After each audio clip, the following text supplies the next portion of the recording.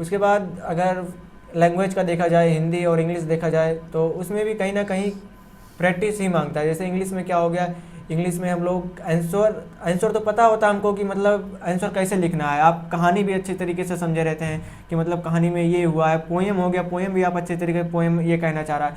लेकिन जब क्वेश्चन आता है और जब बारी आती है उसे लिखने की, तो कहीं ना कहीं बच्चे उसमें मतलब संकोच खाने लगते हैं कि मतलब मैं इस आंसर को कैसे लिखूं, वो आंसर को फ्रेम नहीं कर पाते हैं।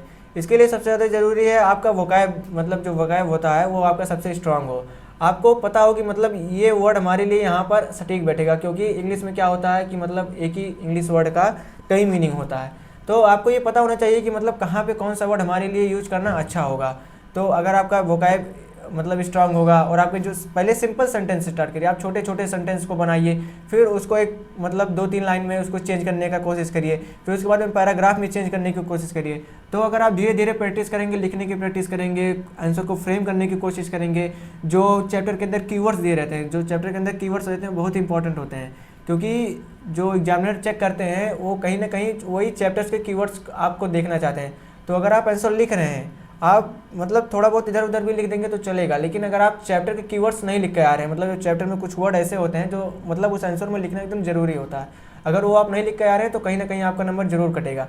लेकिन अगर आप चैप्टर के वही कीवर्ड्स अगर आप लिख दे रहे हैं और अंडरलाइन कर दे रहे हैं, तो जो टीचर का ध्यान होता है वो सिर्फ और सिर्फ उन्हीं कीवर्ड्स पे जाता है। तो उससे क्या होता है, टीचर्स को ये लगता है कि हाँ मतलब बच्चे ने पूरा चैप्टर अच्छे से पढ़ा या फिर उसको पूरी लाइन अच्छे से समझ में आती है। तो हिंदी इंग्लिश में बस यही करना है कि मतलब लास्ट में सैम्पल पेपर को आप लोग को अच्छे से सॉल्व करना है। अनसीन पैसेज दोनों में आता है, अनसीन पैसेज की आप लोग को अच्छे से प्रैक्टिस कर लेनी है कि मतलब कैसे क्वेश्चन हमको लिखना है। आप इंग्लिश हिंदी में क्या है कि अगर आपको आंसर नहीं समझ में आ रहा, आप पीछे जाके आंसर को पढ़िए कि मतलब क्वेश्चन मतलब ऐसे दिया तो मैं आंसर कैसे फ्रेम करूं। उसके बाद आंसर को पढ़ के उसके बाद अपने आप से फ्रेम करने की कोशिश करिए। उससे क्या होगा, आपके माइंड में कहीं ना कहीं जो वर्ड्स आप पढ़े रहेंगे, कहीं ना कहीं लिखते टाइम आपके अंदर हिंट होगा। तो अगर हिंट होगा तो आप जाहिर सी बात है कि मतलब कोई आंसर्स को अच्छा फ्रेम कर लेंगे। तो यही सब अपनाइए और बाकी सब्जेक्ट में वही है कि अच्छे से पढ़िए।